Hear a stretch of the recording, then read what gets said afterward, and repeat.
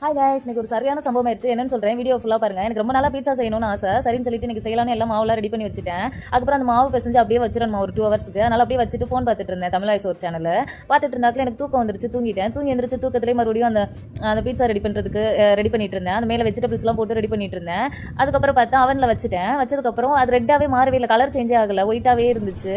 ஆக்சுவலாக நான் அந்த இது சாஸ் அப்ளை பண்ணாதனால தான் ஒயிட்டாக இருந்திருக்கும் போல இருக்கு, ரெட்டாக மாறாமல். நான் சரி ரெட்டாக மாறலன்னு சொல்லிட்டு அப்படியே வச்சுட்டே இருந்தேன். அது கருகி பிஸ்கெட் மாதிரி ஆயிடுச்சுங்க. சவுண்டு பாருங்களேன், இனிமேல் லைஃப்பில் செய்யவே கூடாது போல இருக்குங்க.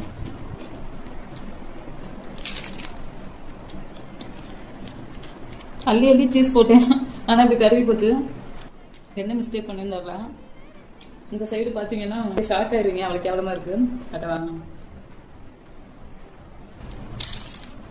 பிடிச்சிருக்கா? ஐயா நல்லாவே இல்ல, சரியான கேவலமா இருக்கு. பை கைஸ், மறக்காம லைக் அண்ட் சப்ஸ்கிரைப் பண்ணிக்கோங்க.